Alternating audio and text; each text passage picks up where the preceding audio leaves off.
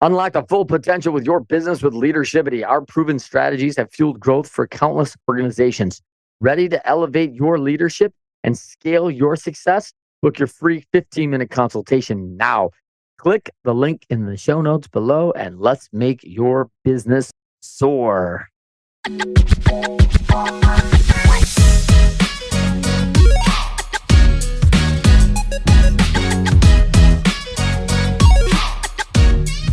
Welcome to NIL for You. I'm Rob Finkelstein, founder and CEO of Alumni Direct, where we've created a platform to help athletes and other alumni network and connect. Each week we go through and we have exciting information on NIL, different various news features. We talk about NIL for Good, and we always have great guests on. But the thing that always excites me is having my co-host, Trent Clark. How you doing, Trent? I'm awesome, Rob. Thank you for asking. Super excited to join us for another NIL for You. I just love talking shop on the NIL world. It is fast moving, which serves me very well. And I'm excited about how we bring some of the best guests that have insights that just other people don't have. And, there's so much public opinion on NIL. I like to hear it from the people's mouth that are actually doing it. And so with that, fired up to introduce Scott Eisenstadt today. Scott is an NIL agent in South Florida, though he's representing college players all over the country. Maybe a little international too. We'll find out here a little if he's dove into that a little bit. And super excited to have you, Scott. Thank you so much for joining us.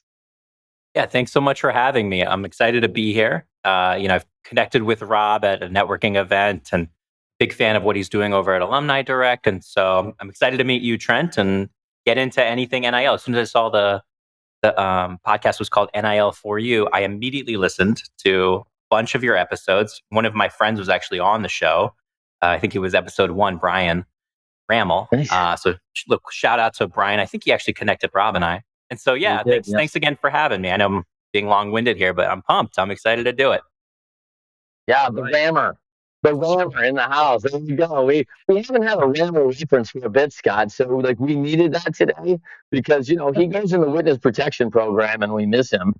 And then all of a sudden we can't find the guy. And then it's like all of a sudden he pops up and surfaces and we're like, hey, the rammer's back. So he's busy. He's a busy dude. Running a collective. Hard, yeah. He runs the Owl Collective, of course. I've got some owls on my list as well. And so it's we definitely run into each other here and there. We collaborate, and he's a sharp guy. He comes up with innovative ideas, and it's tough out there. But I think he does a really nice job, and I think a testament of that is all of my guys who have worked with him really enjoyed what he has brought to the table and how professional he keeps things. So, I've never heard him called the Rammer, but I can't wait to tell him. I can't wait to call him that next time I see him. Okay, perfect. So I actually, it was a good segue. So let's talk a little bit about interactions that agents like yourself have with collectives. Sounds like you have a good relationship there, as you just mentioned, with the Owl Collective. So talk a little bit about that. Yeah, certainly. So, like Trent mentioned when he was introducing me, I work with guys all over the country. And so every school is really built differently when it comes to NIL. It's a fast-moving new industry. And so there's all sorts of hurdles and just growing pains and all sorts of stuff going on. But for the most part, a lot of these schools do a really great job getting organized. So, there's some schools have a collective that's established. Most of those collectives have a clear process of how the money gets drawn in and then redistributed to the athletes or facilities or whatever that is. Some schools are a little bit behind and they're still sorting it out, playing catch up. A lot of schools have an NIL guy at their school where they hired somebody or moved somebody from a compliance department or something like that to the NIL department. And then also every school should have a compliance department. Everyone that I've worked with has a compliance department. And so all of these pieces kind of work mostly hand in hand, sometimes against each other. Very rarely. They'll kind of be like in each other's way of productivity, I've seen. But for the most part, especially when I'm working with the collectives, it's a very collaborative effort. We all want the best thing, which is let's help these kids financially.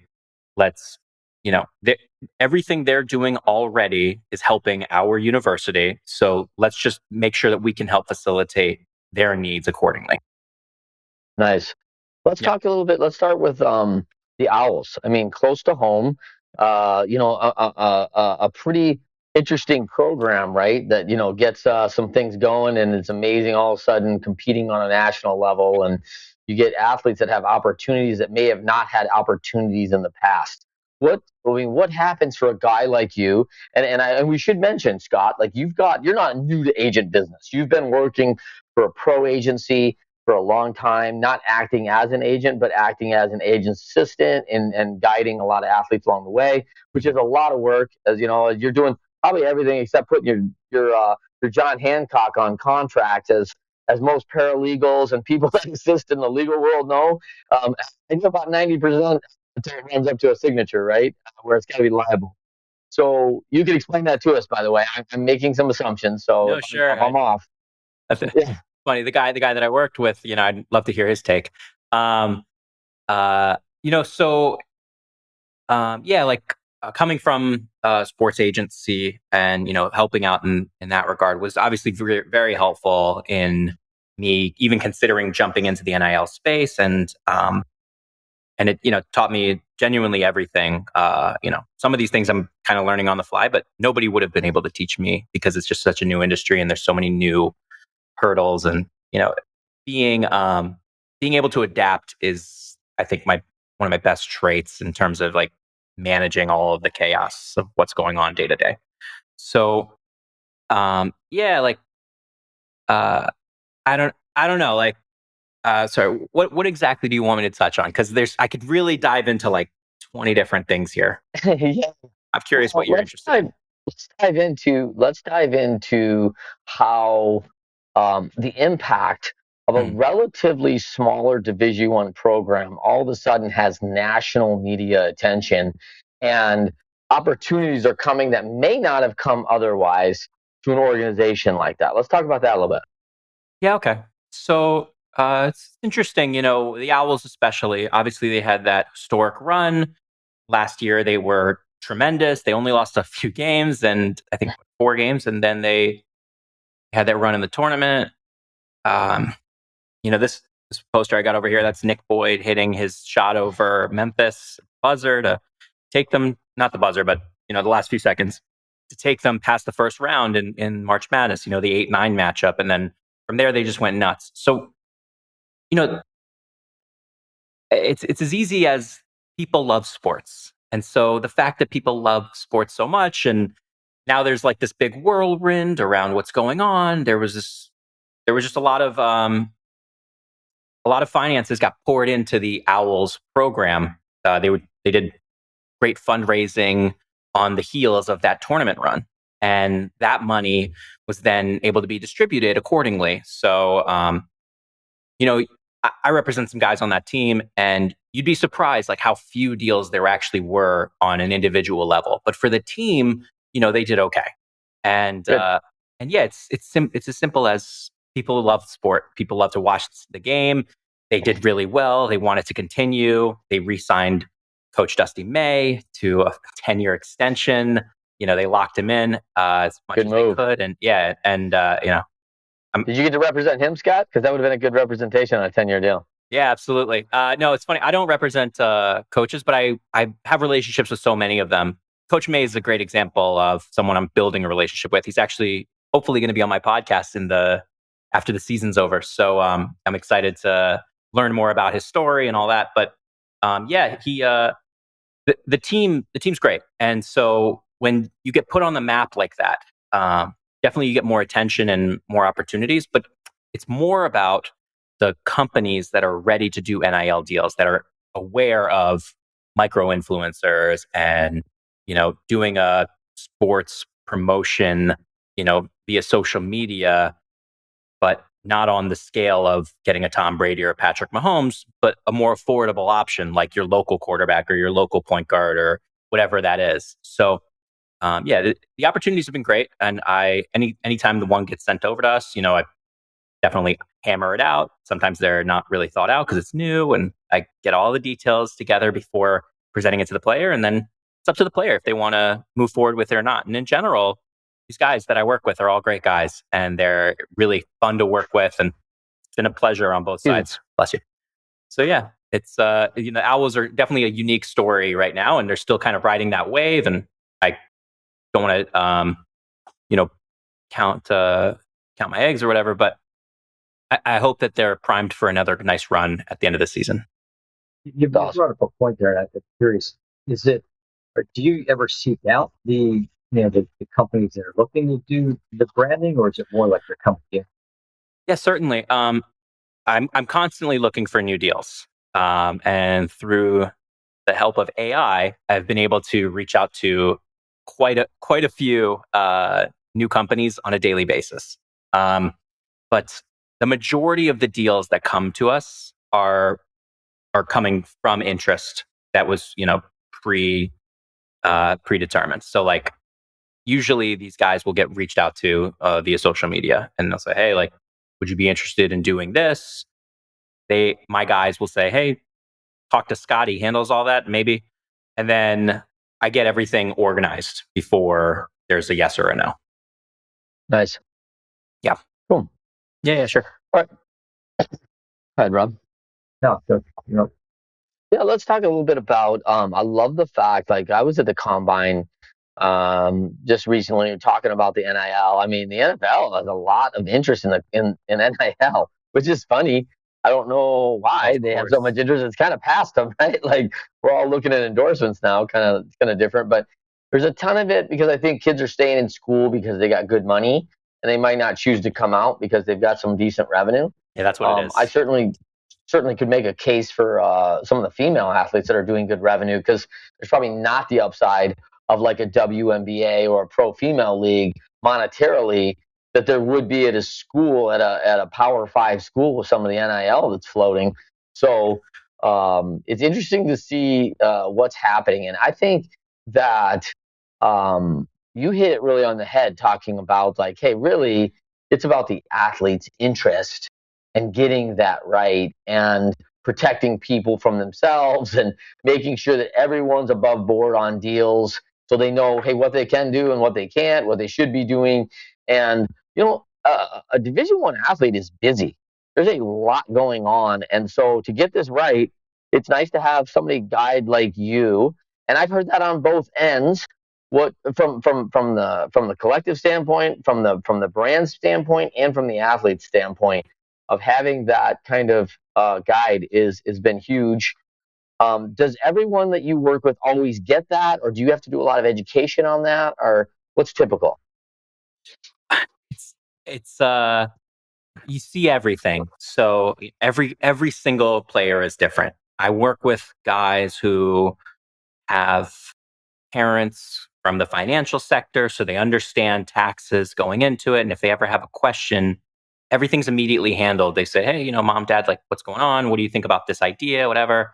Okay, great. I'm going to have Scott iron out the details, and we'll get to it from there. I work, that's like the lucky side of things. And then it's college athletics. It just happens, whatever. There's all the way down to no dad and no financial advice. And how much is it? I don't know. It may be. So there's really a range. And everyone, wants to do things differently. So I really treat every single athlete, every single client of mine completely, I cater to them very specifically. So, going back to like the NFL Combine and having interest in what's going on with NIL. Well, do you know how many guys were in the Combine? I think there's maybe 400 tested or something. It's not a big number. Right. Well, there's 250 draft picks. Okay. So a lot of those guys are not going to get drafted and now are ineligible to make NIL money.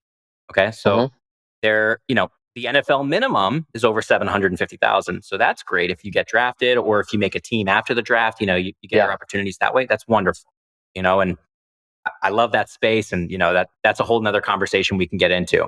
But it is like, there are especially bigger athletes who are, maybe they're a 5th round pick now. And if they stay and make more money, or at least good money, a few $100,000, that's great money for any 22-year-old. They can hopefully get to the first round. Now, I wouldn't advise that personally. I would say if you're a draft pick, I don't care if you're in the 6th round, 7th round, go. This is your time. Anything could happen. And again, the minimum is so high in the NFL. Like, go put away some money. That's your move. But that's my opinion. Some guys, they want to stay a little longer. Some guys will listen. Whatever. It really depends. Everyone's so different. But yeah, it's definitely interesting. And the fact that there's so many different cases about what's going on, like your space about teaching young students how to be entrepreneurs, that's fascinating to me. But most of my guys, they hire me because they're not interested in dealing with all this stuff. They don't want to learn about the company. They don't want to learn about what's going on the business side of things. They want to focus on their sport, focus on their scholastics, and just when a deal is presented to them through me, just say yes or no, and then move on. And it's a lot.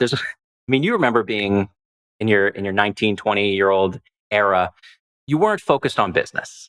And there's nothing wrong with that. And if you were competing at a high level, I believe you played baseball, if I'm not mistaken. Yeah. It's very time consuming and just to deal with all that stuff. So there's a great group of athletes. I work with one who he will go around his locker room and put up videos, hey, who on the team would you not let do this? Or who on the team is most likely to whatever. And they do these videos and they go viral and it's great. And he's not going to play much and that's fine. But most of my guys, they are really focused on what's next, whether that's the NFL or the NBA or transferring to a school that can pay me more or breaking a school record or whatever their why is. They're really focused on that. And I try to get everything else out of the way for them. With 580,000 college athletes out there, we got to be talking about your space is the top 2 or 3%. There's just not that many that are going to have this many options. Sure. Yeah. I only work in men's basketball and football. Those are the spaces that I'm most obsessed with. And so that's what I, jumped into. I also thought about soccer and baseball, but to be honest, the best baseball players and the best soccer players aren't going to college. They're playing professional in whatever regard that is. Sure, there's some money to be made at the very, very top, like this LSU or whatever it is, but it's just not the space I want to rumble in. So I'm in just basketball and football. So yeah, I guess it is the top 2 or whatever percent when you're negating all the other sports that aren't getting as much NIL opportunity. Totally. Yeah, it's just the reality. They bring in the money, so or they have historically at least.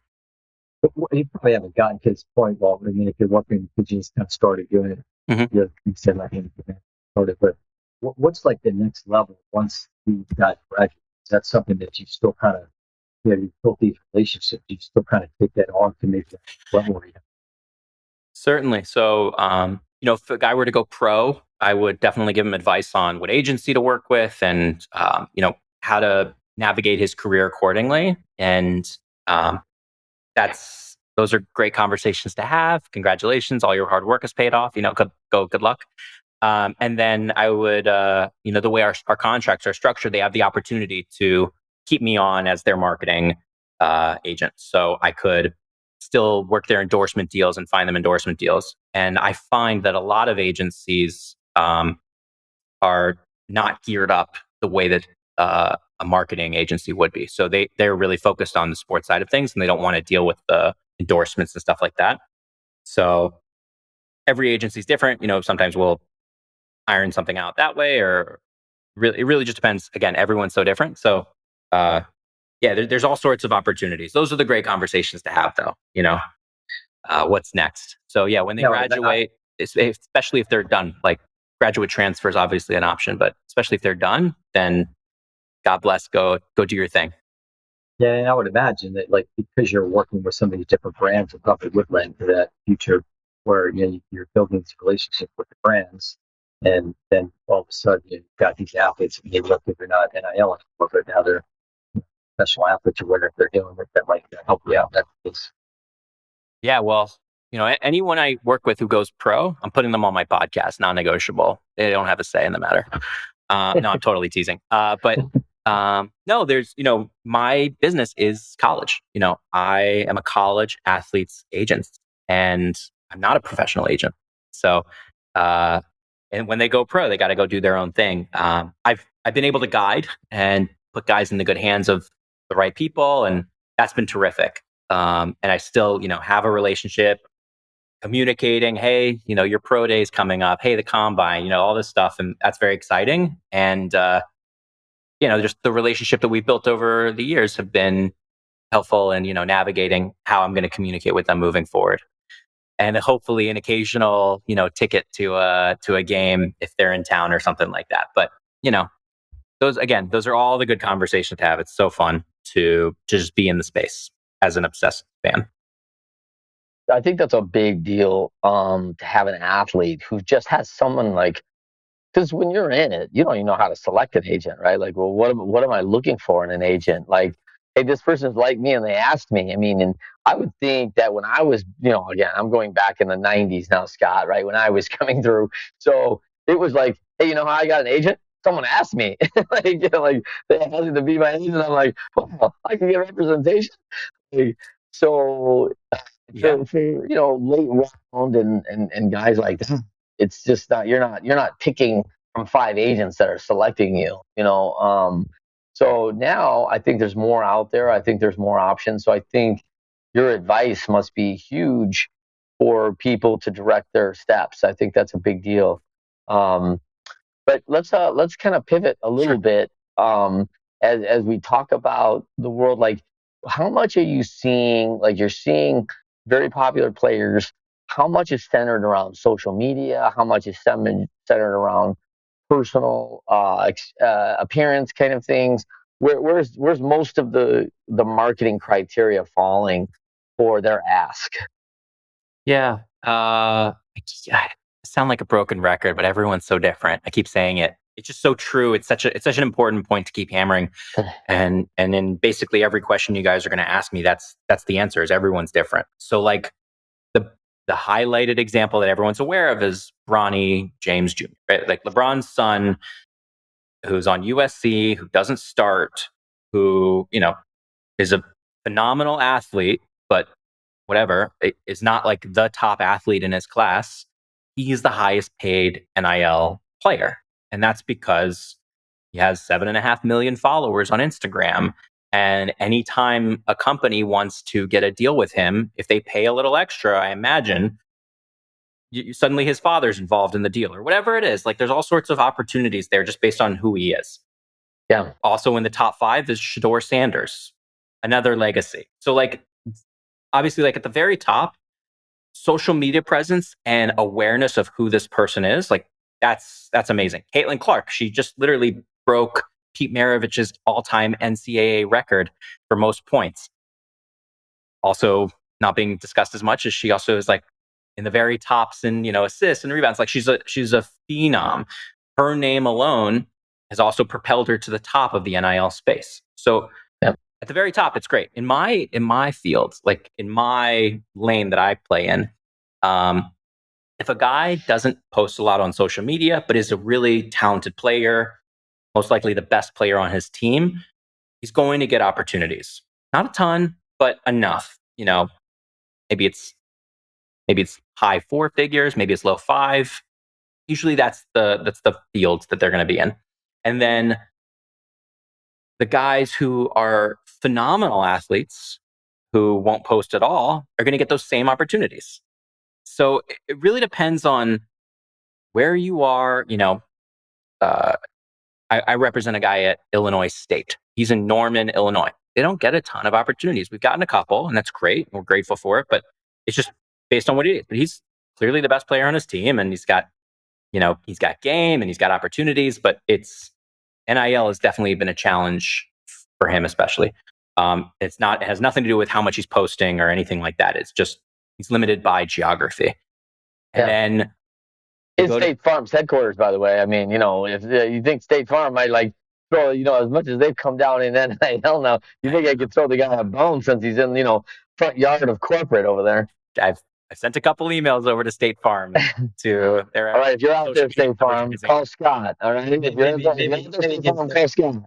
They can Yes. connect with Caitlin Clark. Yeah. Yeah.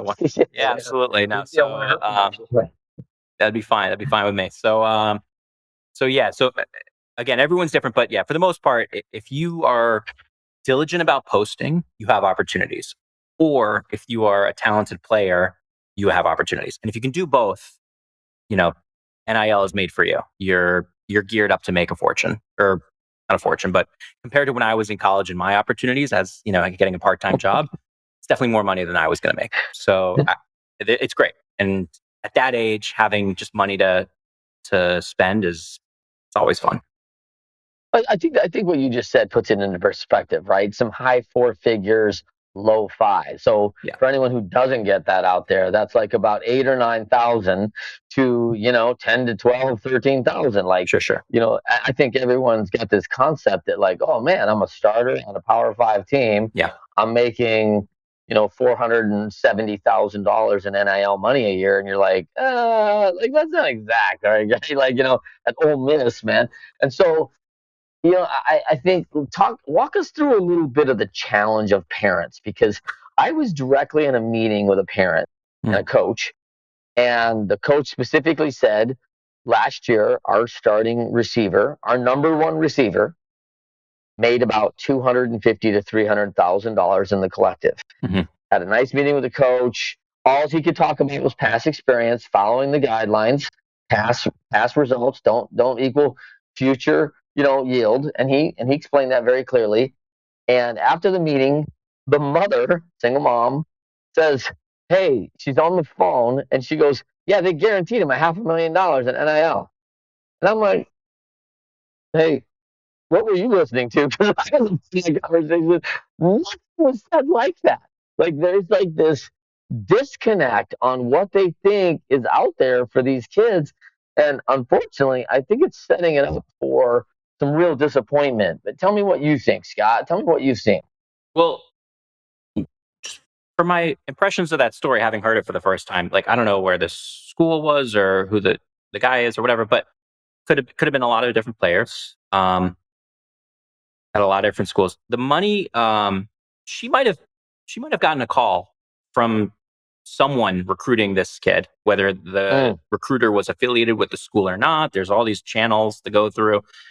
Yep. She might have gotten a promise at some point for that kind of money, and maybe that's what she was referencing. So it's hard to say.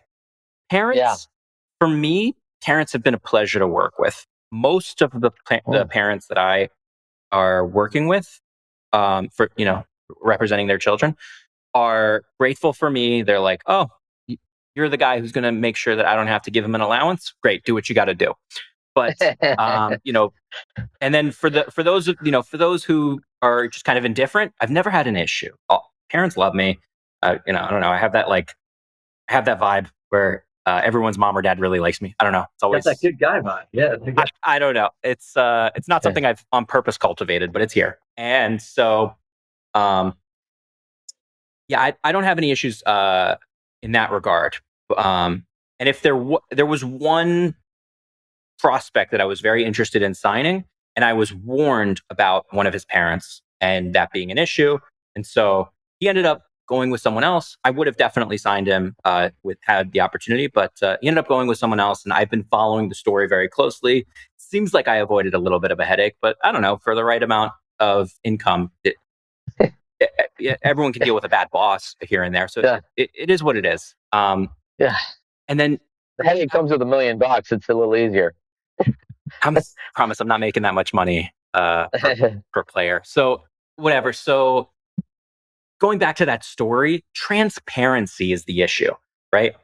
Like, the receiver often doesn't know what the quarterback's making, and the quarterback doesn't know what the defensive line is making. And there's issues with transparency there, and none of the parents know what each other's kids are making unless they're telling each other.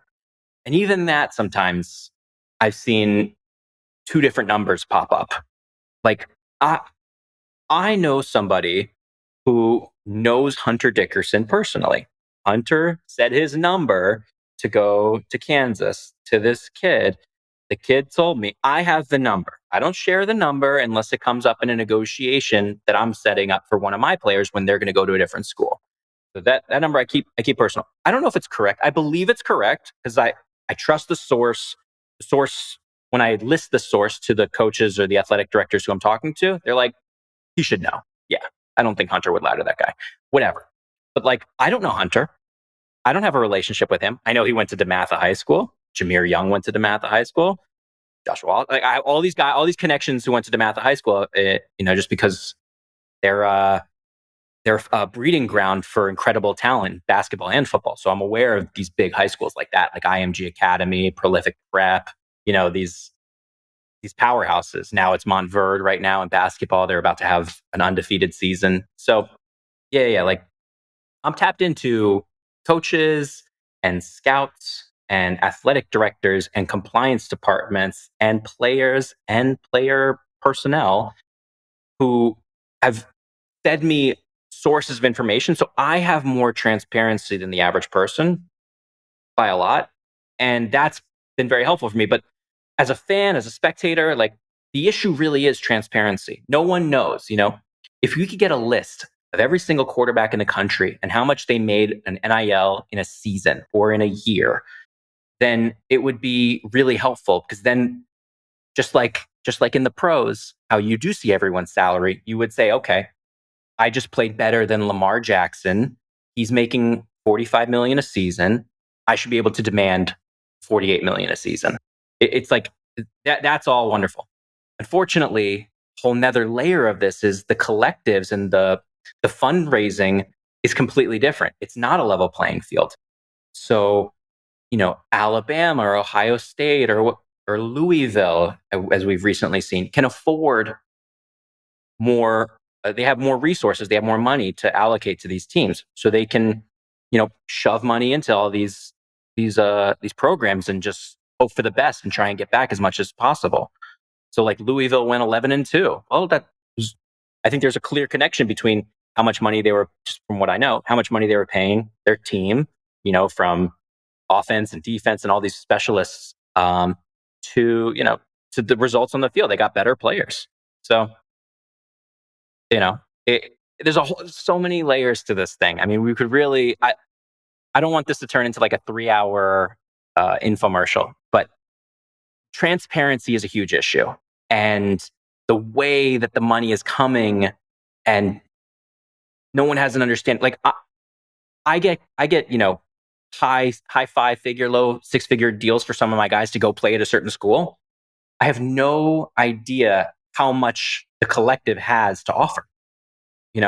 I'm working with the information. I'm doing the best I can and trying to piece it together to say, this is a fair number based on these other factors. These are the other receivers in the division who, this is what they're making. These are the other linebackers in the division. This is what they're making. Like, this is what his number should be around. If you could get close to that, that would make more sense for us.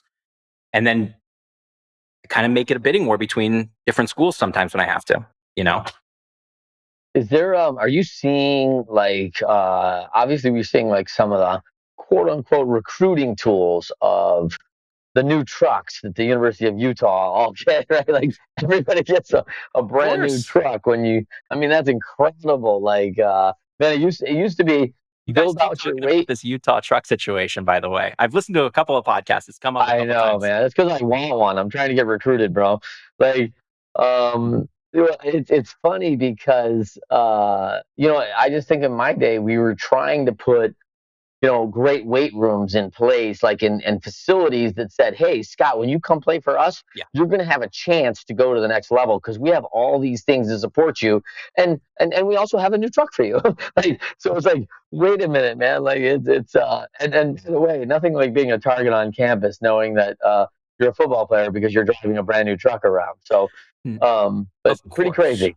Of course. Recruiting tools has always been a thing. That example of weight rooms is perfect. That's exactly what I was going to go to. Back when it wasn't legal to give players money, donors would still put money into the program and the program would distribute it how they felt most effective. So whether that was putting in a sauna in the weight room or whatever it was to make the campus and their experience so nice and so perfect, boom. Or to spend $5 million on Nick Saban and say, hey, we've got the guy who's going to put you in the NFL because he's done it over and over and over again. We're going to pay him the most money to make sure that he stays here. You come here, you get to play for him. You get the pedigree. And so it's good spend for Alabama, by the way. That was a pretty good spend. Of course. So fine. Saban's done pretty well, I'd say. So of his players. Yeah, certainly. I can list at least and the school, at least one or two in the NFL. Yeah, of course. I mean, listen, the school's done great. The whole thing's a winner. Yeah, like the kids have done well. He's done well. The university's done well. The town's done well. I'm trying to think of what's the downside of paying Nick Saban $9 million a year, because all it did, it turned to gold. Like, it was like they had a rainbow and they were just sitting there at the pot and going, "This is awesome. Keep collecting the gold, man." I know it's a nominal investment for them. The stat came out. I don't want to quote it incorrectly. It was like 5 or 6 years ago. I saw that Ohio State and Alabama and just a few schools were making over $1 billion just on their football team alone. That they were appraised at $1 billion like enterprise. If you just consider everything that's surrounding football. Don't talk Ohio State. It's Trent all ticket sales. Oh, why? I'm good. Yeah, I'm good. He's a Michigan guy. So. You're a Michigan? Hold on. Michigan State. Hold on. No. I'm a Michigan State guy. So I'm not a Michigan guy. And God bless their national championship. That's awesome. But I just think that let's shift a minute here and talk a little bit about the portal, right? Yeah. Like, this thing is a hot ticket. I see a lot of athletes. I mean, the stats are pretty staggering that, over a third don't make it out, right? Like, so I think all these kids are a little bit misconstrued. Like, hey, I'm going to the portal. Of course I'm going to get a better opportunity. And I'm like, I don't know if that's always true. No, yeah. Right? So what's been your experience? I mean, you're kind of a portal expert, Scott. I mean, you've got a lot of experience with it. Yeah, I definitely definitely worked in it for over a year now, and I've had a lot of guys go in and out, and I negotiate in the portal. So it's been a great tool for the players, especially. It's a good point that you made. A lot of the guys don't get an offer, so that's very critical when considering if you're going to go into the portal. That's why I come into play, and I say, I give them my genuine opinion. If you go into the portal, you're going to get 2 offers. You're not going to like either of them, or alternatively, if you go into the portal, it's going to be like Tinder on your phone. You're going to literally see 30 coaches slide into your DMs in the next 5 minutes, and you can only say yes to one of them. Wait, I'm downloading that now. Then hold on. Yeah, it's called Transfer Portal. Anyway, so it's called Tinder Portal. No, whatever it is. It's so there's both sides of the spectrum.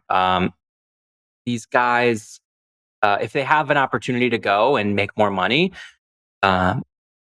that's great, but maybe that's not the best thing for them. So everyone's different. We really have a conversation with them, their families, maybe even their girlfriends, whoever's like really involved in their core group of people who they want to, before they make a decision, they want to, have this conversation with, get everyone together and say, like, these are your options, really think about them. And I just present them with what it is. And sometimes they'll ask me, okay, what would you do?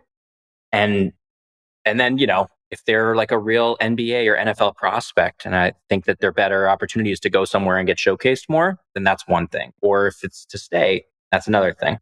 Maybe location. Like I work with a guy in San Diego. It doesn't suck to live there. Maybe you just want to stay in San Diego, or maybe there's more money somewhere else. Same with my guy in Illinois or at Maryland. Like, there's all sorts of opportunities for all these guys in the portal.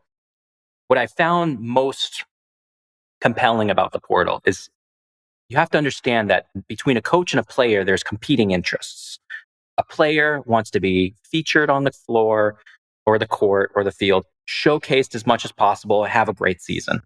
Okay. The coach wants the same thing, but at the same time, they should be more focused just psychologically on keeping their job. So they need to, perform at a high level or whatever. So coaches, they know if I'm able to keep these 12 on my team, I have a better chance at returning as the head coach next year in a contract year, something like that. Well, that doesn't always benefit the players. Suddenly minutes are being affected because this guy's sandbagging a player. That stuff happens all the time. I've experienced it. I've seen it from afar. it's just in the world. So there's competing interests sometimes when it comes to what a coach wants and what a player needs. And it's no fault of either of theirs. It's just how the system is currently managed. Coach gets a salary based on his performance. Player is interested in, you know, minutes and personal stats or team performance, all this stuff. It's just, they sometimes clash. They shouldn't, but they do. Just a sad reality. So when it comes to the portal, like, I've seen guys get recruited out of high school, being told, "Hey, you're going to be our guy. You're going to, you're our number one, whatever, and we're going to feature you this entire season. This whole thing's going to be based around you." It either was a lie or it ends up being a lie because they bring in another guy from the transfer portal and whatever. So for whatever reason, it doesn't happen. And now the kid feels betrayed, and he's sitting there. In the past, he's sitting there saying, "Well, I'm stuck. I can't change this guy's mind, and I'm not even playing. I know I'm better than this other guy. What am I going to do?" Now there's the portal. He can say, "I know I can compete. I'm going to go put a video out on YouTube of all the things I can do, and I'm going to see who's interested in me." And there are coaches either at lower levels or maybe even on level playing field that are interested in saying, "That's a guy I could work with. I like this kid." So because there's so many D1 schools, there's usually a good opportunity for at least the majority of my guys. But it is what it is. You got to be really careful about whether you're going to enter the portal and why. And I also, if they're going to enter the portal, I like to have a conversation with their current coach and explain, "Hey, here's why I'm going. You could keep me if there is an if, or, I just want to explore my options, but there's a very strong possibility I come back if you're comfortable with it," and just try and keep a good relationship with whoever they're walking away from or considering walking away from. There's all these little angles. I've got one more. We're getting close to the end of time here, but I do have one more kind of a shift in topic again. Something we talk a lot about on the show is NIL for fifth, and maybe talk a little bit about kind of your philosophies on that and look for trying to get deals like that for your athletes. For NIL I'm sorry, for what? NIL for good, just kind of like where you're seeing these athletes kind of giving back. Charitable. Yeah. Sure. I'd argue that a guy sending half of the money that he makes back home to his family is good enough. So I see a lot of that, and that's very heartwarming and special to me. And so that kind of stuff's great. But then, a lot of these guys will do not even NIL deals. They'll just be involved in their community with these wonderful programs. Like University of Florida is a great example. They set up all these outreach programs. They build homes. They do all sorts of things with sick children, and they're, the athletes will get involved and just be involved and give back in any way that they can, and just donate their time, which is, as we've talked about, very precious and minimal. So, like all my guys, big thunderstorm here. All my guys are great guys, and they all have big hearts, and you can see it from signing autographs after a game to a little kid, and even though they had a bad game, they're pissed off, whatever, they're just like, "Oh yeah, whatever you need, kid." And all the way to like donating a portion of their NIL money at the end of the year back to a charity that's meaningful to them. It's special to see. I've seen a lot of examples. I don't like to list them and get braggy about it because that's not the reasons that they're doing it for. I don't want to, especially if they're not, publicly being like, "Oh yeah, I donated to this charity or this Boys and Girls Club," or whatever it was. It's kind of, it's their call. But I've been able to help facilitate that kind of stuff, and especially if they don't have any financial advice, advisor, I can help them understand a tax benefit if they're going to give a charity or something like that. Not that that's why they're doing it, but just every little angle that helps, I'm there to help with. So it's. You mentioned a couple times valuation, right? And there's a couple sites out there. I know On3 is one of them, like the projected NIL value. I've heard a lot of arguments that they're nowhere close. Is it sending false potential to people? Like, "Oh yeah, hey, this guy's gonna make he's projected at $710,000, and it's like, well, he's actually gonna make like 300, but Yeah, I guess. Like, is I there any accuracy out there? So you're saying there's really not a good accurate measure. well, I haven't found one. I've looked at like On3, and there's a couple of other ones who try really Yep. hard, and some of them do good job reporting on deals that have happened, but they just don't have the whole list or whatever it is. Yeah. Um, it's hard. There's not like a centralized database for transparency, and I wish someone would build it. I wish I had the time to build it because I think that would be something I could sell to players and families, and then also to like schools and universities. I think it'd be such a valuable tool, but right now, because the information isn't public, it's really hard to obtain.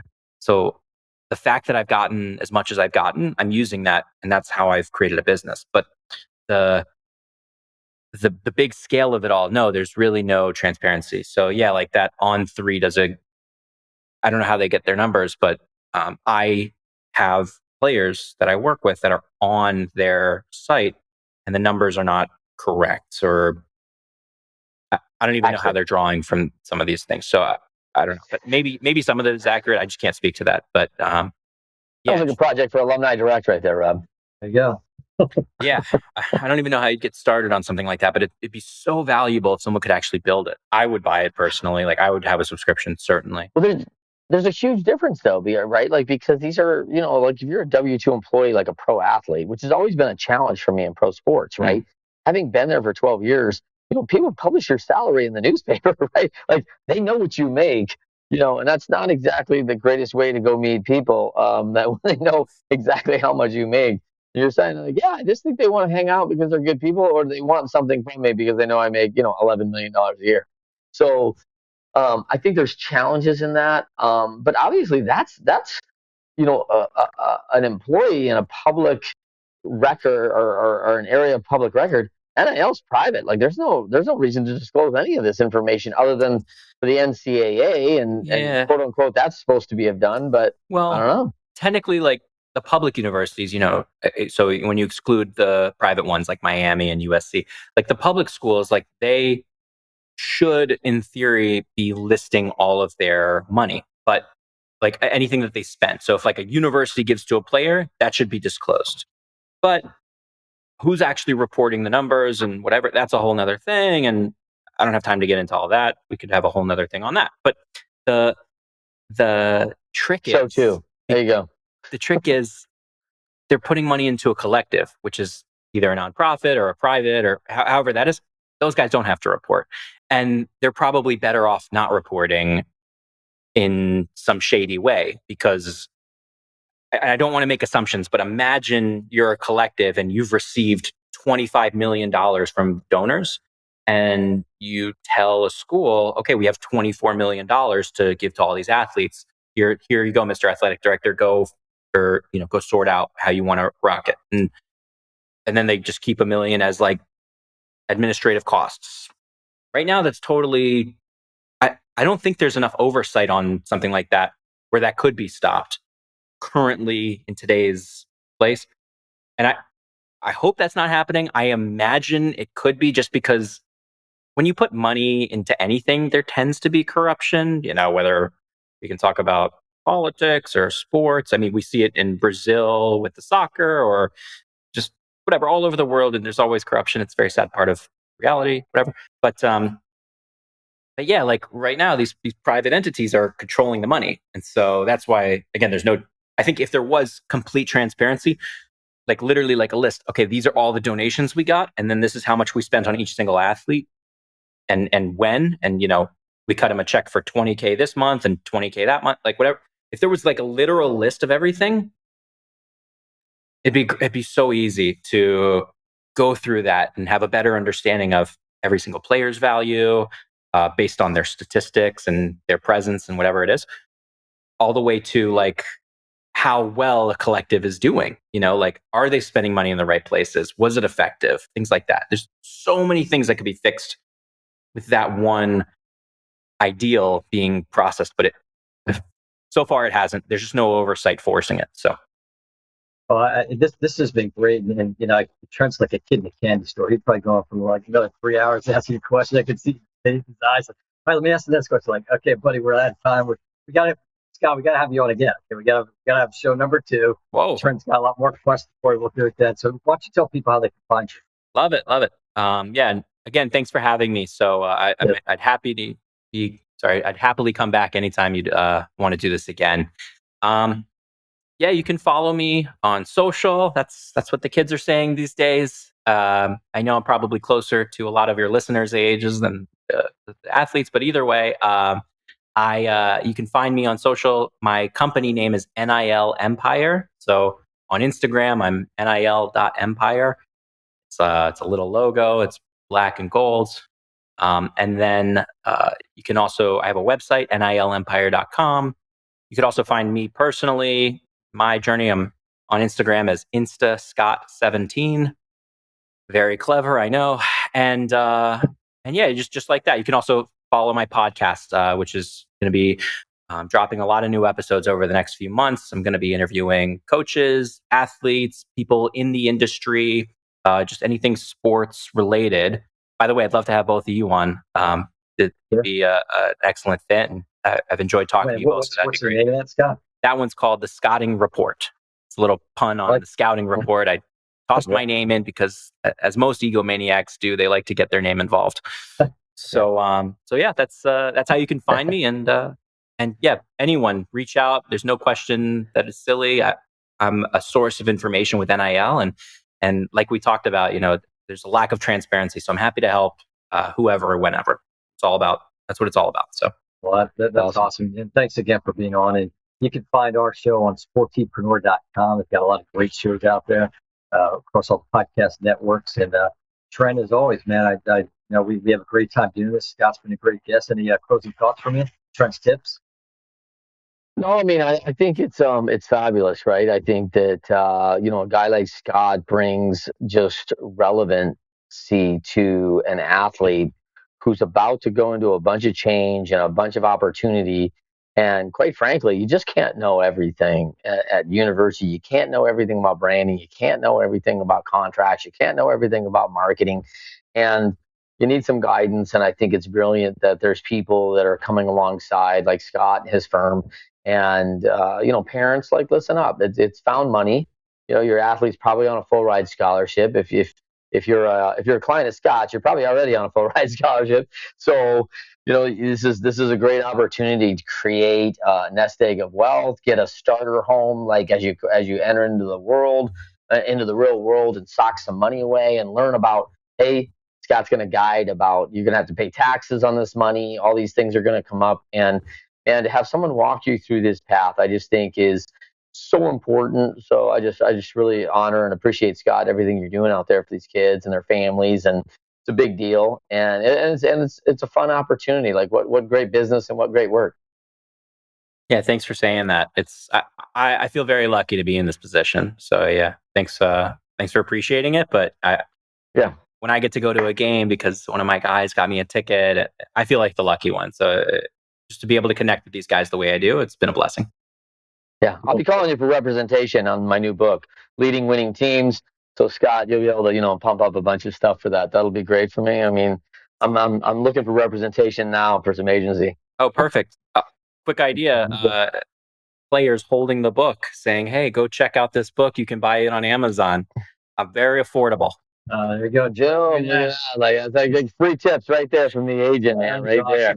Listen, my publisher is going to appreciate you, Scott, just for pumping that up. They'll be like, hey, listen, we just lined up 80 athletes to hold your book up, so Yes. So for a nominal fee of $20 million, it's going to be very simple. Yeah. No. We'll figure it out. Yeah, maybe there is a good fit. I don't work in the baseball space. Is your book about baseball or no?